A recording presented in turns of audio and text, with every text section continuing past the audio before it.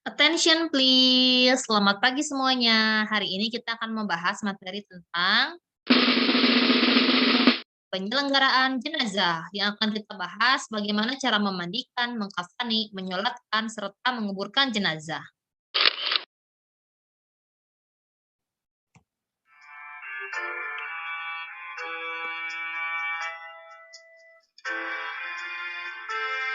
Rasulullah Shallallahu Alaihi Wasallam bersabda, tuntunlah orang yang akan meninggal di antara kalian dengan membaca La ilaha illallah.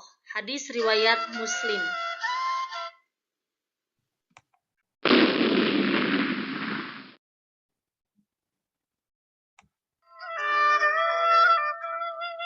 Baik, berikut ini adalah hal-hal yang dilakukan menjelang kematian dan sesaat setelah kematian.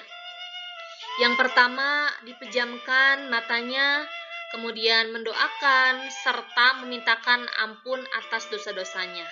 Kemudian yang kedua, yang kita lakukan kepada orang yang akan pada saat menjelang kematian dan sesaat setelah kematian, yaitu tangannya disedekapkan di dada dan kakinya diluruskan. Kemudian yang ketiga adalah dikatupkan mulutnya. Dan yang keempat, menyegerakan pelunasan hutang jenazah. Ya, jadi kalau jenazah tersebut memiliki hutang, maka wajib dilunasi oleh keluarga yang ditinggalkan. Kemudian selanjutnya, menghibur keluarga yang ditinggal jenazah. Dan yang terakhir, menyegerakan penyelenggaraan jenazah. Selanjutnya, bagaimana hukum penyelenggaraan jenazah?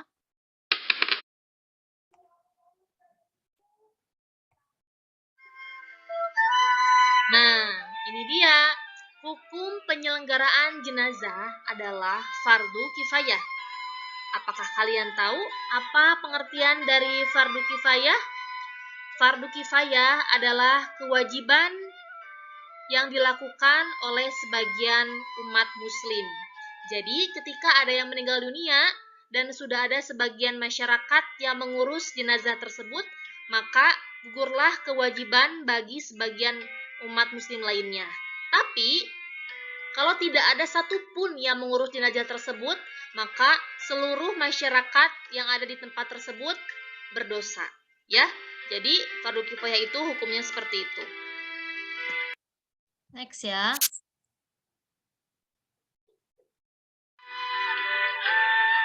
Nah, selanjutnya ada kewajiban, 4 kewajiban orang yang hidup terhadap orang yang sudah meninggal dunia, di antaranya Adalah mengkafani, akhir menguburkan. ini ya, memandikan, mengkafani, menyolatkan, dan menguburkan. Persiapan memandikan sudah kita bahas ya minggu lalu.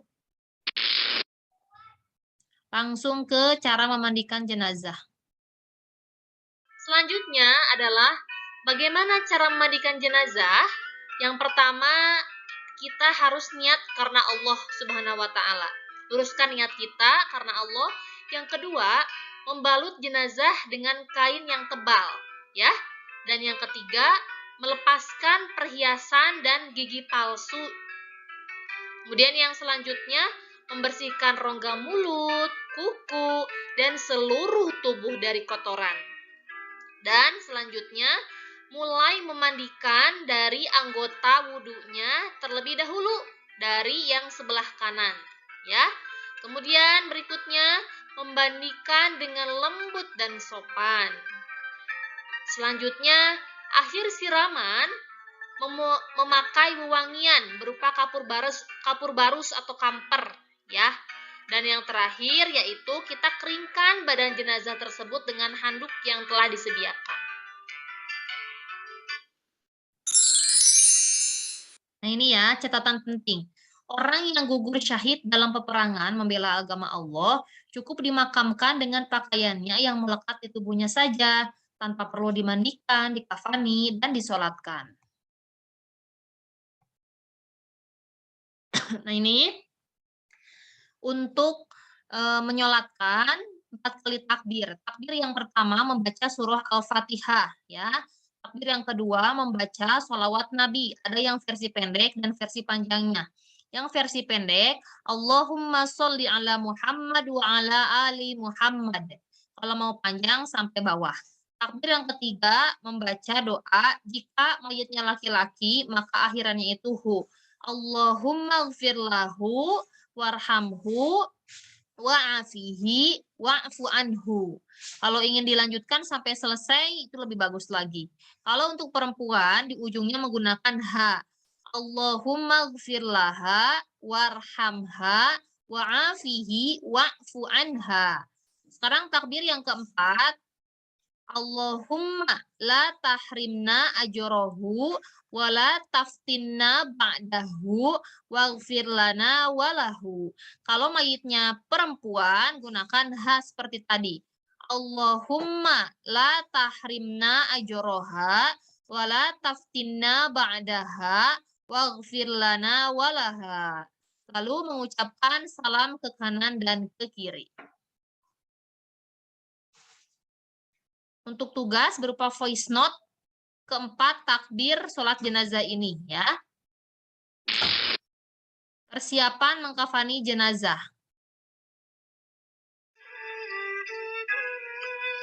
Baik, berikutnya anak-anakku sekalian, apa saja sih persiapan mengkafani jenazah? Yang pertama, kain kafan untuk jenazah laki-laki itu adalah 3 lembar.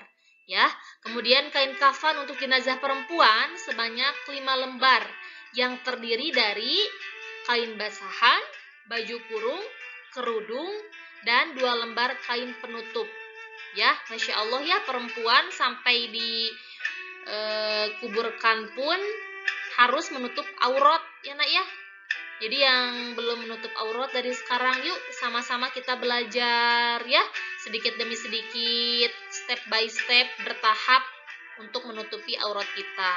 Karena kita tidak tahu kapan Allah akan mengirimkan malaikat pencabut nyawa untuk diri kita. Maka kita harus siap setiap saat ya. Selanjutnya, bagaimana cara mengkafani dan menyolatkan jenazah sudah kita bahas ya. Mengkafani juga sudah Bu Eni share videonya di minggu lalu. Langsung ke tata cara mengubur jenazah. Baik, nah sekarang bagaimana cara mengubur jenazah? 2 atau 3 orang dari keluarga terdekat jenazah masuk ke dalam liang kubur dengan berdiri untuk menerima jenazah. Kemudian setelah itu, jenazah dimasukkan dari arah kaki kubur dengan mendahulukan kepala sambil membaca Bismillah wa ala millati Rasulillah. Kemudian, miringkan jenazah ke sisi kanan menghadap kiblat. Dan yang terakhir, setelah jenazah dikuburkan, berdoalah untuknya. Ya. Slide terakhir, keutamaan mengurus jenazah.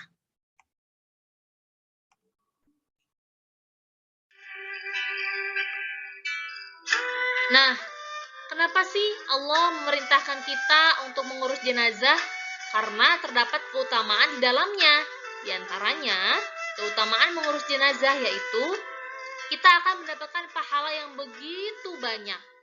Kemudian berikutnya, kita akan diampuni dosa-dosa dan insya Allah akan dimasukkan ke dalam surganya Allah.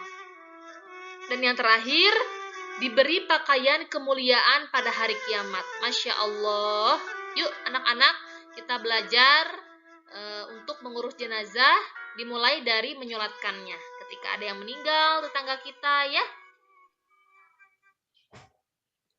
Baik, sekian dari penjelasan Bu Eni. Semoga bermanfaat.